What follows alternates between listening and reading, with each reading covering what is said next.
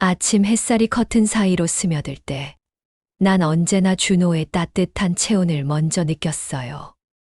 10년을 함께 살았지만 여전히 설레는 마음으로 눈을 뜨곤 했죠. 준호는 내가 깨기 전에 항상 먼저 일어나서 커피를 내려놓고 아침 식사도 차려놨어요. 완벽한 남편이었죠. 모두가 부러워하는 그런 남편 말이에요. 일어났어. 커피 식기 전에 마셔. 준호의 목소리는 언제나 부드러웠어요. 나를 대할 때만큼은 세상에서 가장 다정한 사람이었죠.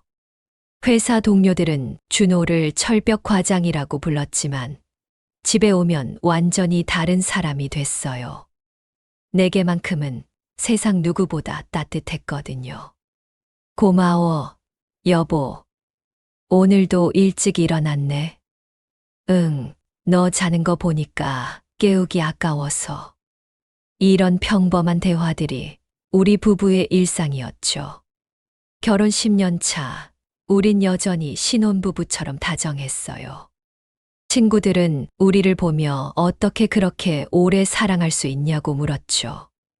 난 그저 웃으며 대답했어요. 좋은 사람을 만났다고, 운이 좋았다고. 그날도 평범한 하루였어요. 준호는 출근하기 전에 내 이마에 가볍게 키스해줬고, 나는 현관까지 나가서 그를 배웅했죠. 난 오늘도 감사한 하루가 시작된다고 생각했어요. 하지만 그날 저녁 모든 게 바뀌었어요. 준호가 늦는다는 연락이 왔죠. 회식이 있다고 했어요. 평소엔 술자리를 거의 안 하는 사람이었는데 부장님 생일이라 어쩔 수 없다고 했죠. 난 괜찮다고 했어요. 혼자서도 잘 먹고 기다리고 있겠다고. 그런데 그날 밤 11시쯤 준호의 핸드폰에서 알림음이 울렸어요. 거실 소파에 놓여있던 그의 휴대폰이었죠. 처음엔 그냥 무시하려고 했어요. 남의 핸드폰을 보는 건 예의가 아니니까. 하지만 알림이 계속 울렸어요. 궁금하다기보다는 혹시 회사에서 급한 연락이 온 건 아닐까 걱정이 됐죠. 화면을 켜자 메시지가 보였어요. 저장되지 않은 번호였죠. 형님, 오늘 밤 예정대로 진행합니까? 심장이 쿵 내려앉았어요. 형님, 준호를 형님이라고 부르는 사람이 있었나? 그리고 예정대로 진행이라니 무슨 말이지? 손이 떨렸어요. 하지만 난 메시지 앱을 열어봤죠. 그 번호와 주고받은 대화 내역을 봤어요. 그리고 그 순간 내 세상이 무너졌어요. 10년 전 일이 다시 수면 위로 떠오르고 있습니다. 증거는 모두 처리했어. 걱정하지 마. 하지만 그때 목격자가 있었다는 제보가. 목격자는 내가 처리할게. 주소만 보내. 10년 전이라면 2015년이었어요. 그때 우리 지역에서 연쇄살인 사건이 있었죠. 젊은 여성 5명이 한 달 간격으로 살해당했어요. 모두 같은 수법이었죠. 목을 졸라 살해한 뒤 피해자의 집에 빨간 장미 한 송이를 남기는 거. 그 사건은 결국 미제로 남았어요. 경찰은 용의자를 찾지 못했고 사건은 점점 잊혀져 갔죠. 하지만 피해자 가족들은 여전히 진범을 찾고 있었어요. 뉴스에서 가끔 그 얘기가 나올 때마다 준호는 화면을 돌리곤 했죠. 끔찍한 사건이라며 보기 싫다고 했어요. 나는 그게 배려라고 생각했어요. 내가 그런 뉴스를 무서워한다는 걸 알고 미리 돌려주는 거라고. 하지만 이제 보니 달랐어요. 그는 자신의 범죄를 숨기고 있었던 거예요. 이게 무슨 소리야? 내 남편이 살인자라고? 10명의 무고한 여성을 죽인 연쇄살인범이라고. 믿을 수가 없었어요. 아니, 믿고 싶지 않았죠. 이건 오해야. 분명히 다른 뜻이 있을 거야. 준호는 그런 사람이 아니에요. 절대로. 하지만 더 읽어 내려갈수록 현실을 부정할 수가 없었어요. 세 번째 피해자의 언니가 사립탐정을 고용했답니다. 그 탐정 신상 보내. 형님, 또 그러시면 내가 시작한 일은 내가 끝낸다. 증거를 남기면 우리 모두 위험해. 나는 소파에 주저앉았어요. 숨을 쉴 수가 없었죠.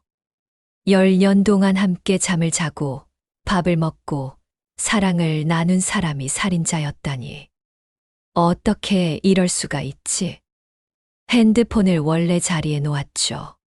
손가락 자국이 남지 않게 조심스럽게. 준호가 눈치채면 안 됐으니까요. 그리고 나는 침실로 들어가서 이불을 뒤집었었어요.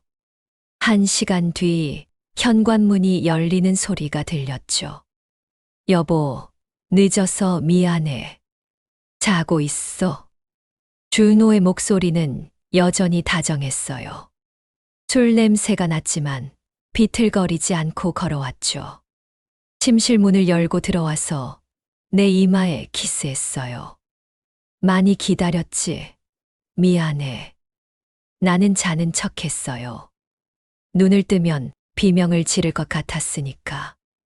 이 사람이 살인자라는 걸 알면서 어떻게 평범하게 대화를 나눌 수 있겠어요? 준호는 샤워를 하러 갔어요.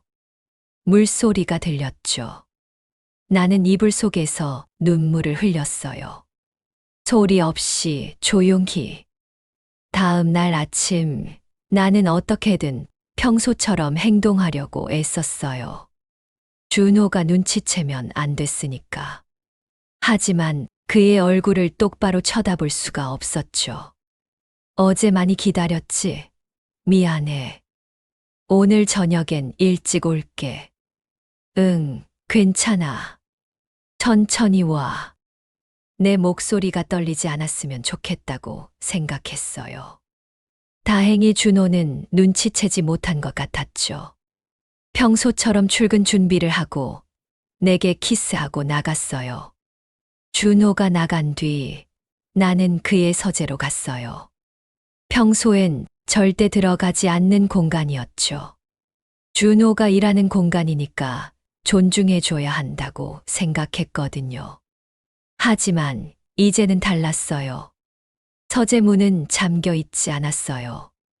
준호는 나를 완전히 믿고 있었던 거예요. 아니, 내가 절대 의심하지 않을 거라고 확신했던 거겠죠. 책상 서랍을 열었어요. 서류들이 가득했죠. 회사 관련 서류들이었어요. 하지만 제일 아래 서랍엔 자물쇠가 채워져 있었어요. 열쇠를 찾아야 했어요. 서재를 이리저리 뒤졌죠. 그리고 책장 뒤에서 작은 금고를 발견했어요. 비밀번호를 눌러야 하는 금고였죠. 준호의 생일을 눌러봤어요. 틀렸어요. 우리 결혼 기념일도 틀렸죠. 그의 어머니 생신도 아니었어요. 그렇다면 뭘까? 문득 떠올랐어요. 첫 번째 피해자가 발견된 날짜. 2015년 3월 15일. 나는 떨리는 손으로 0315를 눌렀죠. 딸깍. 금고가 열렸어요. 안에는 USB 하나와 작은 열쇠, 그리고 낡은 수첩이 있었어요. 나는 먼저 수첩을 펼쳤죠. 그리고 구토가 나올 뻔했어요. 수첩에는 5명의 이름이 적혀 있었어요. 그리고 각각의 이름 옆에 날짜와 장소, 그리고 방법이 상세하게 기록돼 있었죠. 김지연, 28세. 혼자 사는 오피스텔. 밤 11시 귀가. 계단에서 접근. 저항 없음. 3분 소요. 박수진, 25세. 원룸. 밤 10시 귀가. 주차장에서 접근. 약간의 저항. 5분 소요. 너무 냉정했어요. 마치 업무 일지처럼 적혀 있었죠. 사람을 죽이는 게 아니라 그냥 일을 처리하는 것처럼. 마지막 페이지에는 이렇게 적혀 있었어요. 완벽한 범죄란 존재하지 않는다. 하지만 완벽한 연기는 가능하다. 나는 좋은 남편, 성실한 회사원, 다정한 이웃으로 살아갈 것이다. 아무도 의심하지 않을 것이다. 나는 바닥에 주저앉았어요. 이게 현실이라는 게 믿기지 않았죠. 10년 동안 옆에서 잤던 사람이, 내가 사랑했던 사람이 이렇게 냉혹한 살인자였다니. USB를 컴퓨터에 꽂았어요. 하지만 비밀번호가 걸려 있었죠. 여러 번 시도했지만 열리지 않았어요. 나중에 다시 시도해봐야겠다고 생각했어요. 작은 열쇠로 서랍을 열었어요. 안에는 신문 스크랩이 가득했죠. 모두 그 연쇄살인 사건에 관한 기사들이었어요. 준호는 자신의 범죄를 기념하듯 보관하고 있었던 거예요. 그때 핸드폰이 울렸어요. 준호였죠. 여보, 뭐해? 심장이 멎는 줄 알았어요. 혹시 CCTV라도 있는 건가? 내가 서재를 뒤지는 걸 보고 있는 건가? 아, 그냥 집안 청소 중이야. 점심은 먹었어? 응, 먹었어. 오늘 일찍 퇴근할게. 같이 저녁 먹자. 그래, 알았어. 전화를 끊자마자 나는 모든 걸 원래대로 돌려놨어요. 금고를 잠그고 서랍을 닫고 책장을 정리했죠. 흔적을 남기면 안 됐으니까요. 그리고 거실로 나와서 소파에 앉았어요. 어떻게 해야 할까? 경찰에 신고해야 하나? 하지만 증거가 확실한가? 수첩과 스크랩만으로 충분할까? 무엇보다 경찰에 신고하면 준호는 어떻게 나올까? 순순히 체포될까? 아니면 상상만 해도 끔찍했어요. 준호가 살인을 저지를 수 있는 사람이라면 나를 해칠 수도 있는 거잖아요. 그날 저녁 준호는 정말 일찍 퇴근했어요. 꽃다발을 들고 왔죠. 갑자기 웬 꽃이야? 그냥 사고 싶어서. 요즘 내가 야근이 잦아서 미안해. 빨간 장미였어요. 피해자들의 집에 남겼던 그 꽃. 나는 꽃을 받으며 웃었죠. 아니, 웃는 척했어요. 손이 떨렸지만 들키지 않으려고 애썼죠. 고마워. 예쁘다. 오늘 내가 좋아하는 파스타 해줄게. 앉아 있어. 준호는 주방으로 갔어요. 평소처럼 요리를 시작했죠. 나는 소파에 앉아서 그를 지켜봤어요. 저 손으로 사람을 죽였다니. 믿기지 않았어요. 저녁을 먹는 동안 준호는 계속 말을 걸었죠. 회사에서 승진 얘기가 나왔어. 다음 달에 차장으로 올라갈 것 같아. 정말 축하해. 그동안 고생 많았지. 내가 야근할 때 혼자 외롭게 기다리고. 괜찮아. 당신 일이 중요하잖아. 요즘 어디 아픈 데는 없어. 얼굴이 좀 안 좋아 보여. 그 말에 깜짝 놀랐어요. 역시 눈치챈 걸까? 아니, 그냥 좀 피곤해서. 요즘 잠을 잘 못 자서. 왜? 무슨 걱정 있어? 준호의 눈이 날카로워졌어요. 아주 잠깐이었지만 분명히 봤죠. 저 눈빛. 냉정하고 계산적인 눈빛. 아니, 별거 아니야. 그냥 날씨 탓인가 봐. 그래.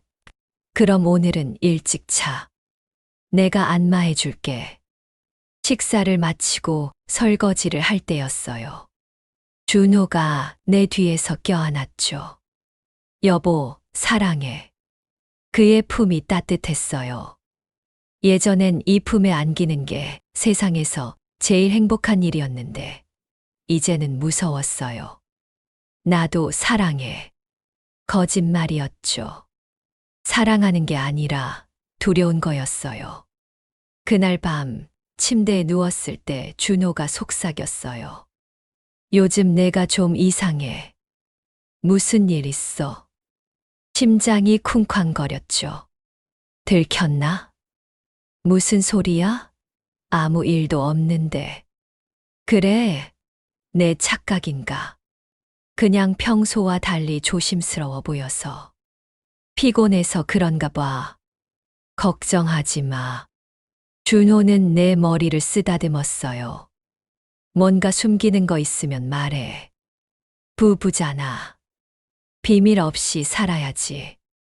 그 말이 협박처럼 들렸어요. 내가 뭔가 알고 있다는 걸 눈치챈 걸까? 당신도 나한테 숨기는 거 없지? 내가 물었어요. 대답을 듣고 싶었던 건 아니에요. 그냥 확인하고 싶었죠. 이 사람이 얼마나 능숙하게 거짓말을 하는지.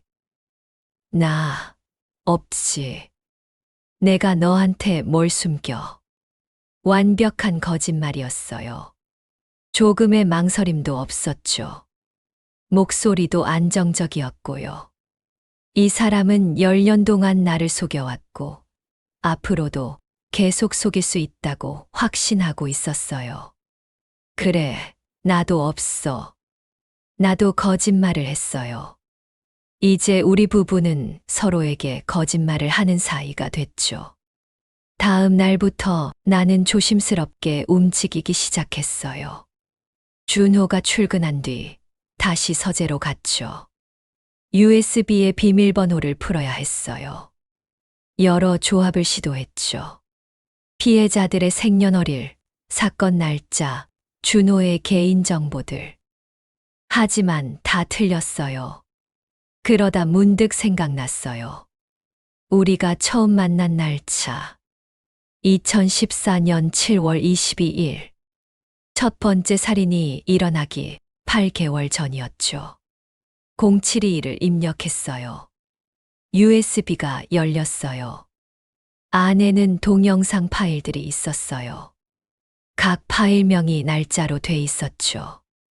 나는 떨리는 손으로 첫 번째 파일을 클릭했어요. 그리고 비명을 참아야 했어요. 영상에는 준호가 나왔어요. 그리고 피해자가 나왔죠. 준호는 그녀의 목을 조르고 있었어요. 카메라는 그 과정을 처음부터 끝까지 담고 있었죠. 나는 영상을 끌 수밖에 없었어요. 더 이상 볼 수가 없었죠. 구토가 나왔어요. 화장실로 달려가서 토했죠. 왜 그런 영상을 찍어놨을까? 증거를 남기는 건 위험한 일인데. 혹시 그게 목적일까? 다시 보면서 쾌감을 느끼는 걸까? 생각할수록 끔찍했어요. 이 사람과 10년을 산 거예요. 이 사람의 아이를 낳으려고 했던 거고요. 다행히 아이가 없었죠. 만약 있었다면 어떻게 됐을까? USB를 다시 금고에 넣었어요. 그리고 모든 걸 원래대로 해놨죠. 이제 확실해졌어요. 준호는 연쇄살인범이야. 그리고 그는 여전히 활동하고 있어. 메시지를 봤잖아요. 목격자를 처리한다고 했어요. 나는 경찰에 신고해야 했어요. 하지만 어떻게?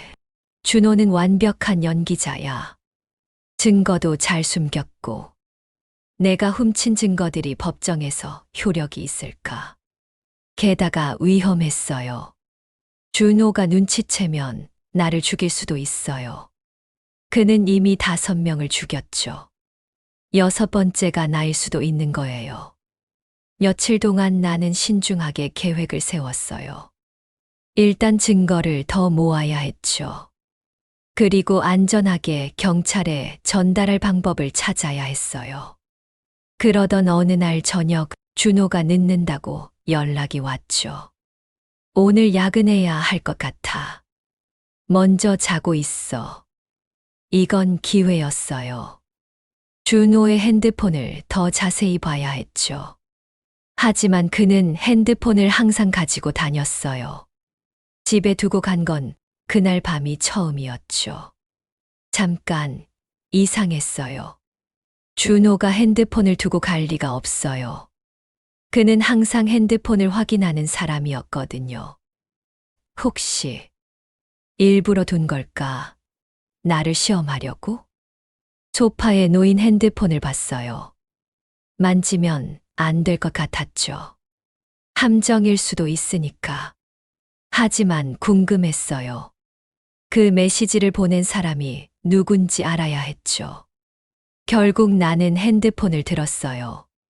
화면을 켰죠. 비밀번호를 입력했어요. 준호의 비밀번호는 우리 결혼 기념일이었어요. 열렸죠. 메시지 앱을 열었어요. 그 익명의 번호를 찾았죠. 하지만 이상했어요. 대화 내역이 모두 삭제돼 있었어요.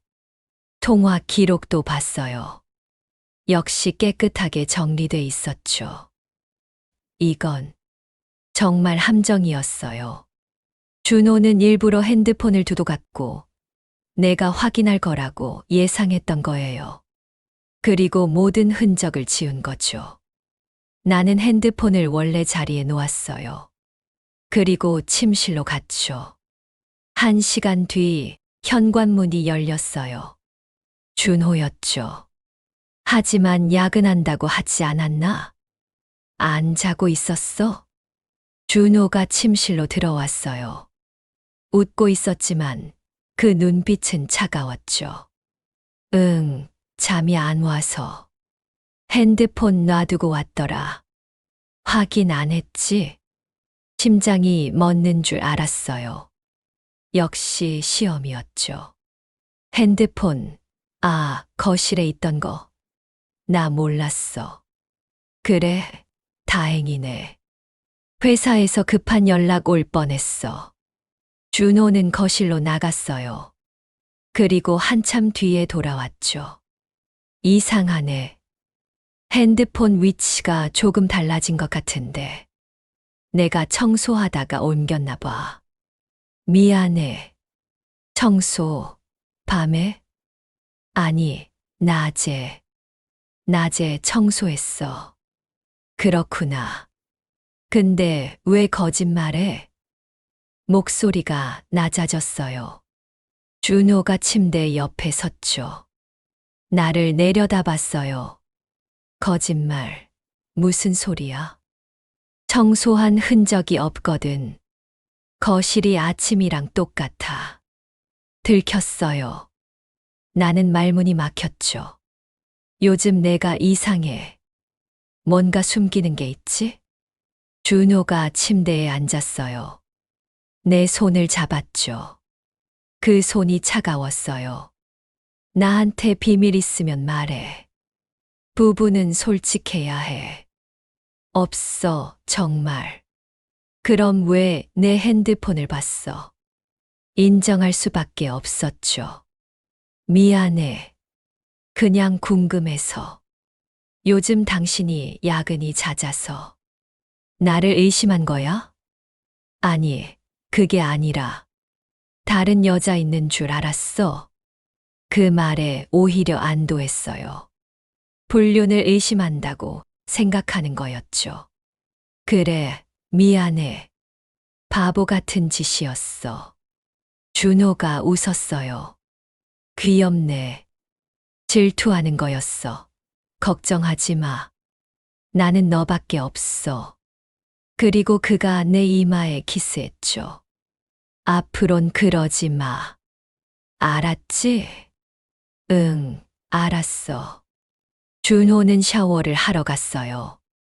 나는 이불 속에서 몸을 떨었죠. 위험했어요. 거의 들킬 뻔했어요. 이제 더 조심해야 해요. 준호는 나를 의심하기 시작했으니까. 한 번 더 실수하면 끝이에요. 다음 날, 내 동생 민지에게 전화를 걸었어요. 일주일에 한 번쯤은 통화하는 사이였죠. 민지는 내 유일한 가족이었어요. 부모님은 5년 전에 교통사고로 돌아가셨고, 우린 둘만 남았죠. 언니, 무슨 일이야? 아니, 그냥 목소리 듣고 싶어서. 언니 목소리 왜 그래? 울었어. 역시 동생이에요. 내 상태를 바로 알아챘죠. 아니야. 감기 기운이 좀 있나 봐. 매형이랑 싸웠어. 아니, 그게 아니라. 민지야, 나 너 좀 만나고 싶은데. 왜? 무슨 일 있어? 응, 얘기 좀 하고 싶어. 오늘 시간 돼. 오늘 저녁에는 약속이 있는데. 낮에는 괜찮아. 어디서 볼까? 우린 동네 카페에서 만나기로 했어요. 민지만큼은 믿을 수 있었죠. 민지에게 털어놓고 도움을 요청해야겠다고 생각했어요. 오후 2시 카페에서 민지를 만났어요. 민지는 여전히 예뻤죠. 28살, 아직 결혼도 안 한 자유로운 영혼이었어요. 언니, 얼굴이 완전 피곤해 보여. 정말 괜찮아? 민지야, 내가 너한테 할 얘기가 있어. 뭔데? 진지하네. 나는 주변을 둘러봤어요. 사람들이 있었죠. 여기서 얘기하긴 위험했어요. 좀 더 조용한 데로 갈까? 그래, 우리 집으로 갈까? 나 혼자 살잖아. 민지의 원룸으로 갔어요. 문을 닫고 소파에 앉았죠. 어디서부터 시작해야 할까? 민지야, 내가 하는 말 절대 다른 사람한테 하지 마. 응, 그럴게. 무슨 일인데? 준호가 살인자야. 민지는 멍한 얼굴로 나를 봤어요. 언니, 무슨 소리야? 무슨 영화 봤어? 진짜야. 10년 전 연쇄살인 사건 기억나? 그거 준호가 한 거야. 언니, 농담이지. 매형이 왜? 농담 아니야. 증거도 있어. 나 진짜야, 민지야.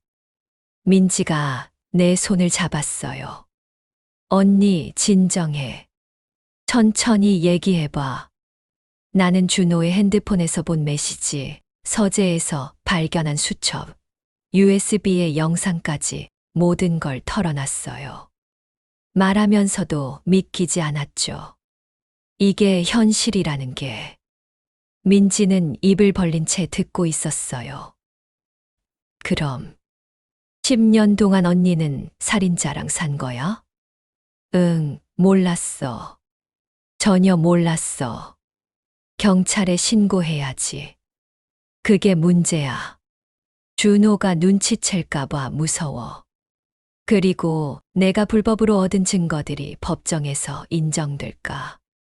그래도 신고는 해야지. 언니, 위험해.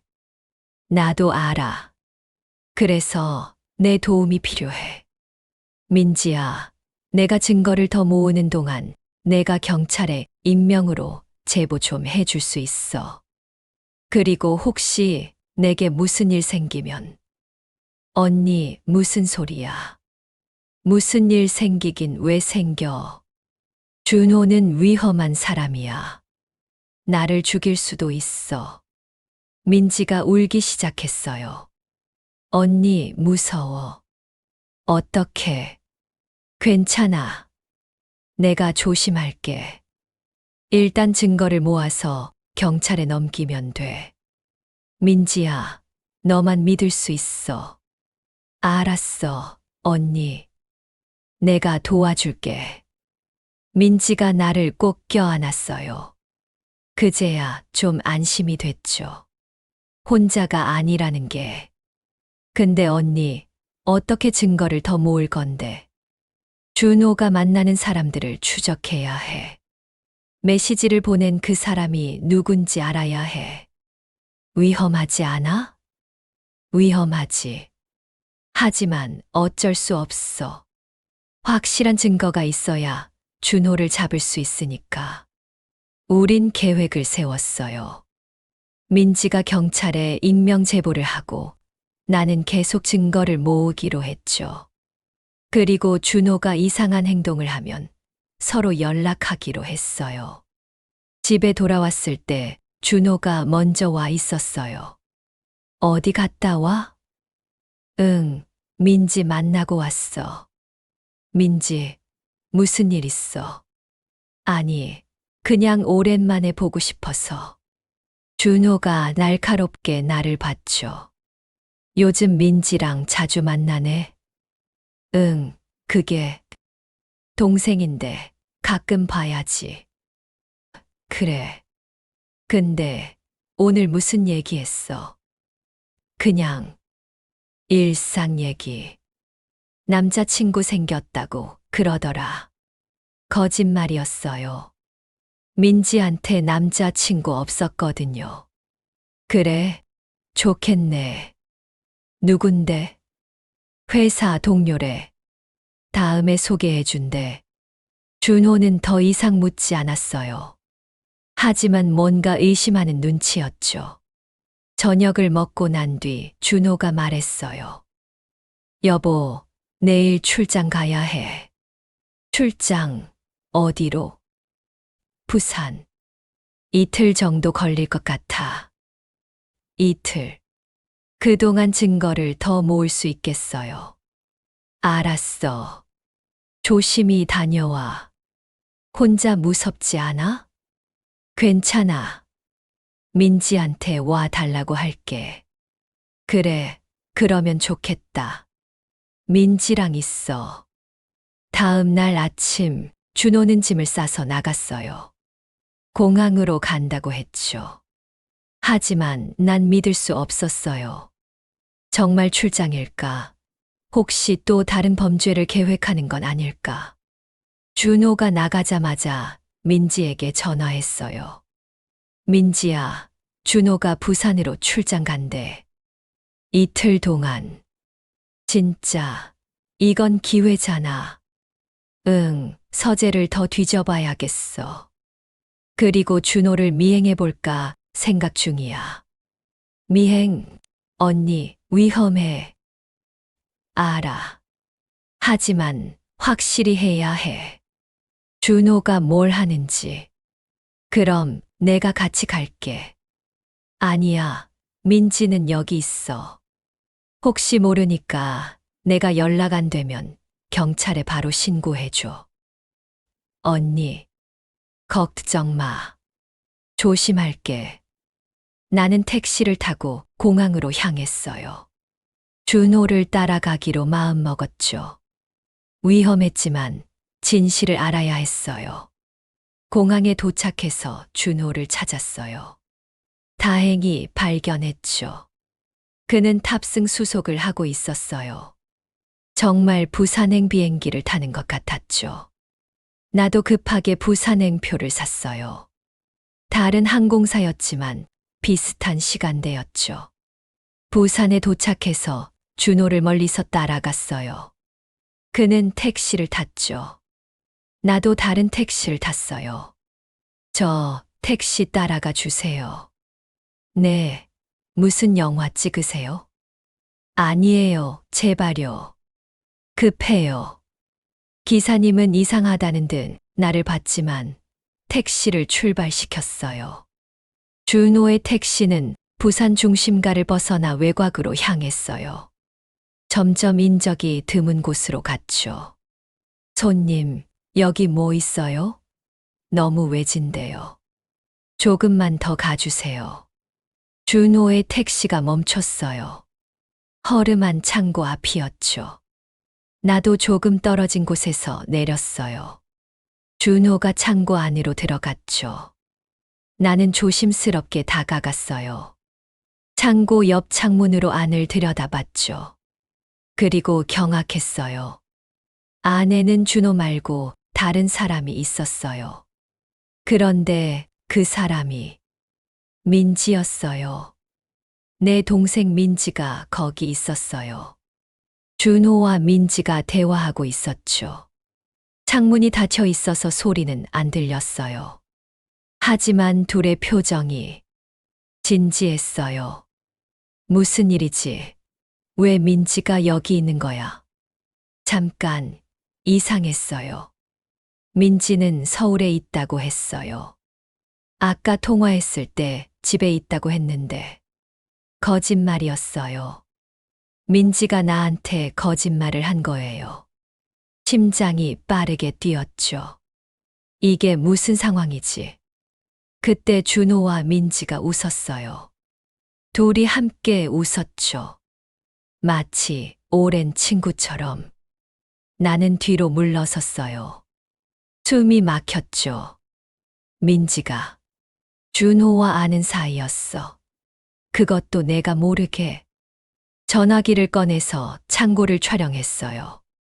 증거로 남겨야 했죠. 그리고 조심스럽게 그곳을 벗어났어요. 택시를 타고 부산역으로 갔죠. KTX를 타고 서울로 돌아왔어요. 기차 안에서 계속 생각했어요. 민지와 준호의 관계가 뭘까? 혹시 민지도? 아니야, 그럴 리 없어. 민지는 내 동생이야. 하지만 내 눈으로 똑똑히 봤어요.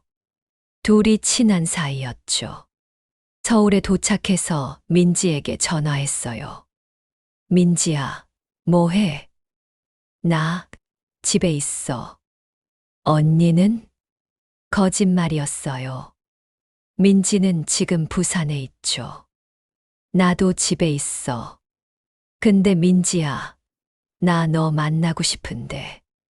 지금 좀 피곤한데. 중요한 얘기야. 제발. 알았어, 언니. 어디서 볼까? 우리 집으로 와. 준호 없으니까. 알았어. 조금 이따 갈게. 전화를 끊었어요. 민지는 아마 부산에서 급하게 올라올 거예요. 최소 3시간은 걸릴 거야. 그 시간 동안 나는 준비를 했어요. 민지를 추궁해야 했죠. 진실을 알아야 했어요. 3시간 반 뒤 초인종이 울렸어요. 언니, 나왔어. 민지가 들어왔어요. 숨이 차 보였죠. 분명히 부산에서 급하게 온 거예요. 민지야, 앉아. 왜? 무슨 일인데? 너 오늘 어디 갔다 왔어? 응, 집에 있었다니까. 거짓말하지 마. 넌 부산에 있었잖아. 민지의 얼굴이 굳었죠. 언니, 무슨 소리야? 나 다 봤어. 너랑 준호가 창고에서 만나는 거. 민지는 할 말을 잃었어요. 잠시 침묵이 흘렀죠. 언니, 어떻게, 왜 준호랑 만난 거야? 너 준호 알고 있었어. 민지가 한숨을 쉬었어요. 언니, 미안해. 뭐가 미안해? 대체 무슨 일이야? 나도 알고 있었어. 매형이 살인자라는 거. 세상이 무너지는 것 같았죠. 뭐라고? 너도 알고 있었어. 응, 5년 전부터. 5년 전? 그럼. 응, 나도 도왔어. 매형을. 나는 소파에 주저앉았어요. 이게 무슨 소리야? 민지야, 무슨 소리 하는 거야? 민지가 내 옆에 앉았어요. 언니, 미안해. 하지만 어쩔 수 없었어. 어쩔 수 없다니. 살인을 도왔다고? 매형이 날 협박했어. 엄마 아빠 사고가 아니라고. 심장이 멎는 줄 알았어요. 무슨 소리야? 5년 전 엄마 아빠 돌아가셨을 때 기억나? 차가 폭발했잖아. 응, 가스 누출이라고. 아니야. 매형이 조작한 거야. 매형이 엄마 아빠를 죽인 거야. 왜 그랬어? 엄마가 눈치챘대. 매형의 정체를. 그래서 매형이 둘을 처리한 거야. 나는 울음이 터져 나왔어요. 부모님을 준호가 죽였다니. 그리고 매형은 나한테 말했어.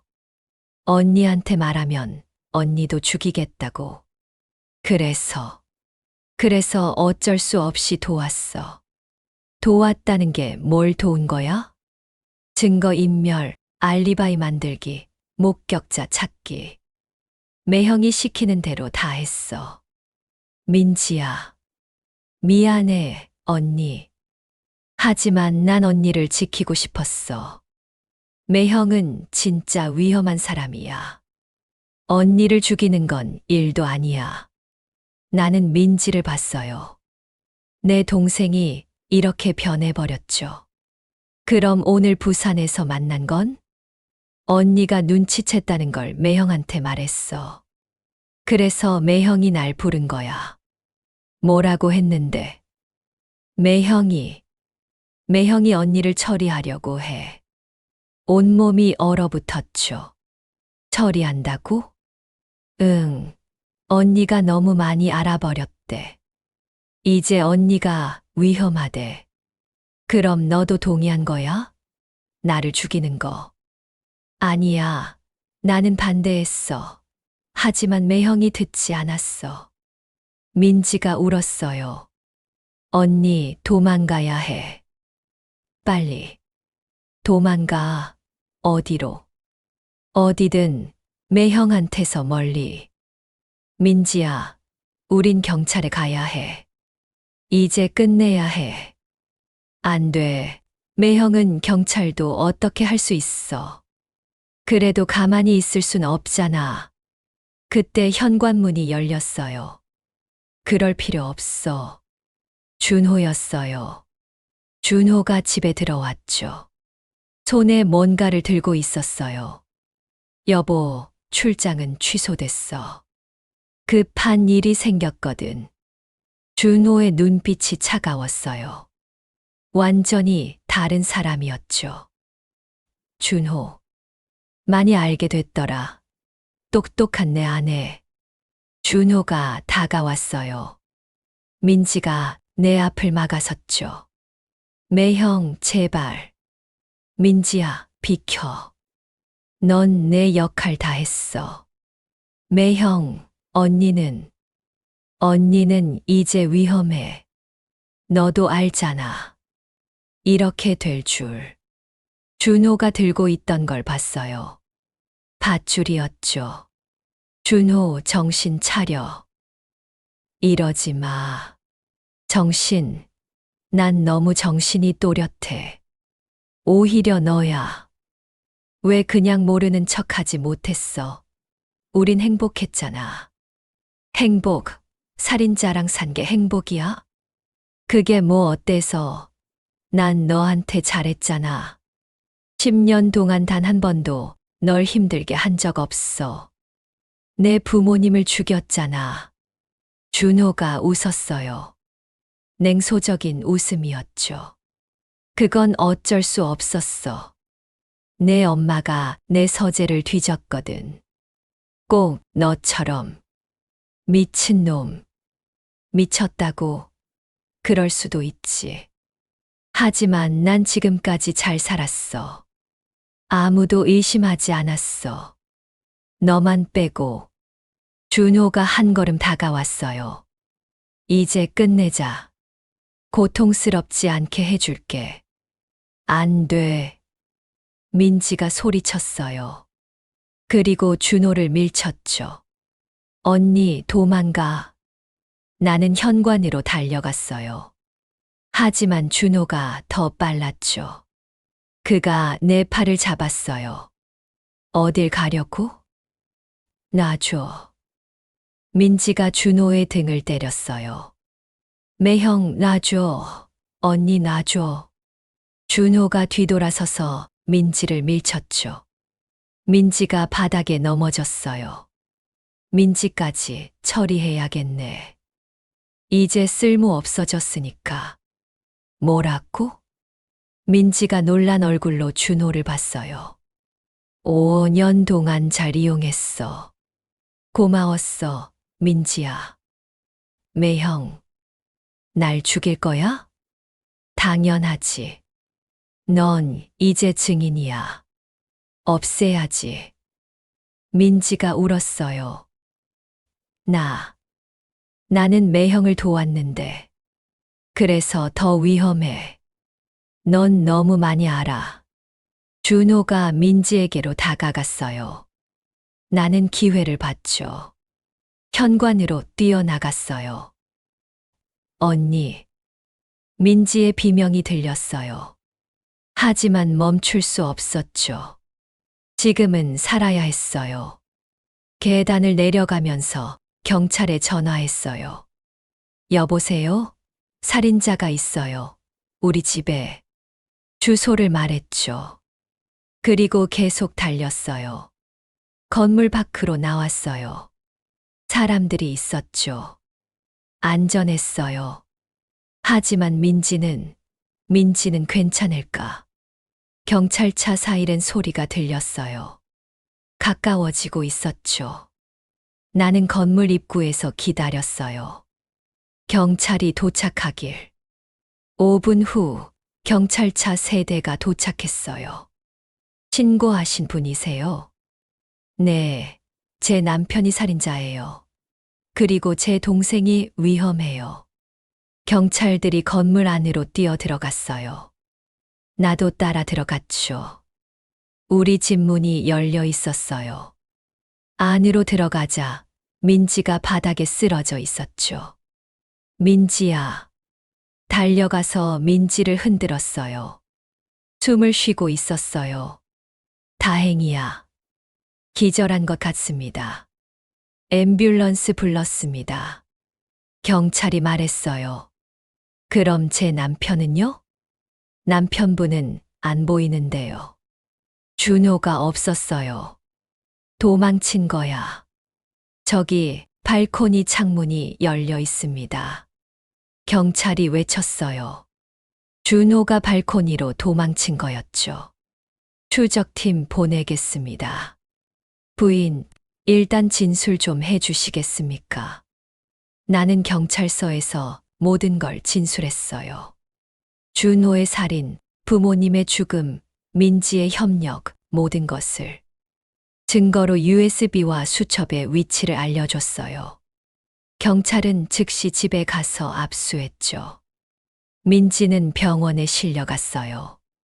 의식은 돌아왔지만 심한 쇼크 상태였죠. 언니, 민지가 내 손을 잡았어요. 미안해, 정말 미안해. 괜찮아, 민지야. 이제 끝났어. 매형은 잡혔어. 아니, 도망갔어. 하지만 경찰이 찾고 있어. 민지가 울었어요. 나 때문이야. 내가 매형을 도와서. 내 잘못이 아니야. 협박당한 거잖아. 하지만 이제 경찰한테 다 얘기해. 그럼 너도 도움받을 수 있어. 민지는 고개를 끄덕였어요. 다음 날 뉴스에 대대적으로 보도됐어요. 10년 전 연쇄살인 사건의 용의자가 확인됐다고. 준호의 사진이 전국에 공개됐죠. 준호는 지명 수배자가 됐어요. 도망칠 곳이 없었죠. 하지만 나는 불안했어요. 준호는 영리한 사람이야. 쉽게 잡히지 않을 거예요. 일주일이 지났어요.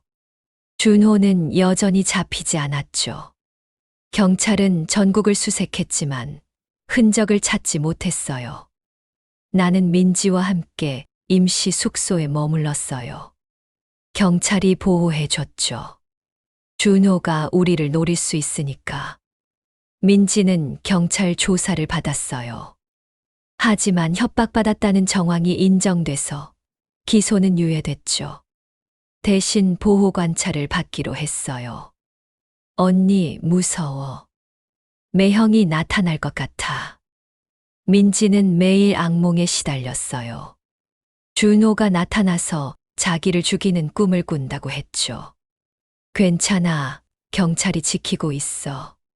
하지만 매형은 뭐든지 할 수 있는 사람이야. 맞는 말이었어요. 준호는 10년 동안 완벽하게 숨어 살았죠. 다시 숨을 수도 있어요. 어느 날 밤, 내 핸드폰으로 문자가 왔어요. 잘 지내? 준호였어요. 심장이 쿵 내려앉았죠. 어떻게 내 번호를? 또 문자가 왔어요. 경찰한테 말했지? 영리하더라. 하지만 넌 실수했어. 날 배신했으니까. 나는 손이 떨렸어요. 즉시 경찰에게 알렸죠. 번호 추적하겠습니다. 하지만 추적은 실패했어요. 준호는 선불폰을 쓰고 있었죠. 그날 밤 또 문자가 왔어요. 민지는 잘 있어. 내 귀여운 공범. 걔도 배신했더라. 재미있는 게임이 될 것 같아. 게임. 이게 게임이야? 준호, 그만해. 자수해. 내가 답장을 보냈어요. 자수. 왜? 난 자유로운데. 경찰이 널 찾고 있어. 도망칠 곳 없어. 그렇게 생각해. 난 10년 동안 너희 옆에 있었어. 아무도 몰랐지. 다시 할 수 있어. 소름이 돋았어요. 민지한테는 손대지 마. 왜? 걔도 공범인데. 처벌받아야지. 걔는 협박받은 거야. 그래도 도왔잖아. 5년 동안이나. 재판은 법이 할 거야. 내가 할 게 아니야. 법. 하하. 법이 날 잡을 수 있을까? 준호는 자신만만했어요. 그리고 위험했죠. 다음 날 아침 경찰이 급하게 왔어요. 피해자 가족 중 한 명이 살해당했습니다. 뭐라고요? 세 번째 피해자의 언니였습니다. 사립탐정을 고용했던 분이요. 준호였어요. 분명히 준호가 한 거야. CCTV에 용의자가 찍혔습니다. 김준호 씨 맞습니다. 준호는 도망 중인데도 살인을 저질렀어요. 증거를 없애려는 거야. 더 큰 문제가 있습니다. 뭔데요? 용의자가 부인과 민지 씨를 찾고 있습니다. 주변 사람들한테 물어보고 다녔다는 제보가 들어왔습니다. 우릴 노리고 있어. 보안을 강화하겠습니다. 절대 외출하지 마세요. 하지만 안전할까? 준호는 똑똑해. 경찰을 피할 방법을 찾을 거야. 그날 밤 민지가 소리쳤어요. 언니, 창문. 창문 밖에 사람 그림자가 보였어요. 재빨리 사라졌지만 분명히 봤죠. 경찰이 뛰쳐나갔어요. 하지만 아무도 없었죠. 흔적이 있습니다. 누군가 여기 있었어요. 준호야, 우릴 감시하고 있어. 더 안전한 곳으로 이동하겠습니다. 경찰은 우리를 다른 곳으로 옮겼어요. 하지만 불안했죠. 준호는 반드시 찾아낼 거야. 며칠 후 준호의 공범이 체포됐어요. 메시지를 주고받던 그 사람이었죠. 김준호의 행방을 아십니까? 모릅니다. 언제 마지막으로 연락했습니까? 일주일 전입니다. 뭐라고 하던가요? 게임을 끝내겠다고 했습니다. 게임을 끝낸다. 그게 무슨 뜻이지? 경찰은 공범을 더 추궁했어요. 그리고 충격적인 사실이 밝혀졌죠. 김준호는 이미 다음 목표를 정했습니다. 누구입니까? 부인과 민지 씨입니다. 둘을 동시에 처리할 계획이라고 했습니다. 나와 민지를 죽이려는 거예요. 언제 실행할 계획입니까? 모릅니다. 하지만 고질 겁니다. 경찰은 비상경계 태세에 돌입했어요.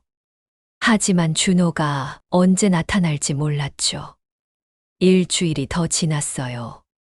아무 일도 일어나지 않았죠. 준호는 조용했어요. 오히려 그게 더 무서웠어요. 준호는 뭔가 계획하고 있는 거예요. 어느 날 민지가 말했어요. 언니, 나 경찰한테 제안할 게 있어. 뭔데? 내가 미끼가 될게. 미끼, 무슨 소리야? 매형은 나를 노리고 있어. 내가 밖에 나가면 나타날 거야. 안 돼. 너무 위험해. 하지만 이렇게 숨어만 있을 순 없잖아. 언제 끝날지도 모르고. 민지 말이 맞았어요. 하지만 너무 위험했죠. 경찰은 민지의 제안을 받아들였어요. 하지만 철저한 보안 속에서 진행하기로 했죠. 민지 씨가 공원을 산책합니다. 우리가 숨어서 감시하고 있다가 김준호가 나타나면 체포합니다. 혹시 민지가 다치면요? 방탄조끼를 입히고 무전기도 차고 있겠습니다. 조금이라도 위험하면 즉시 구출합니다. 계획은 다음 주 토요일로 잡혔죠. 사람이 많은 낮 시간대였어요. 민지는 떨고 있었어요. 언니, 무서워. 괜찮아. 경찰이 지키고 있어. 만약 내가 죽으면. 그런 소리 하지 마. 언니한테 미안하다고 전해줘. 5년 동안 거짓말한 거. 민지야. 그리고 사랑한다고. 언니가 내 유일한 가족이었다고. 나는 민지를 껴안았어요. 아무 일도 안 생겨. 넌 무사할 거야. 하지만 확신할 수 없었죠. 준호는 예측 불가능한 사람이니까. 토요일이 됐어요.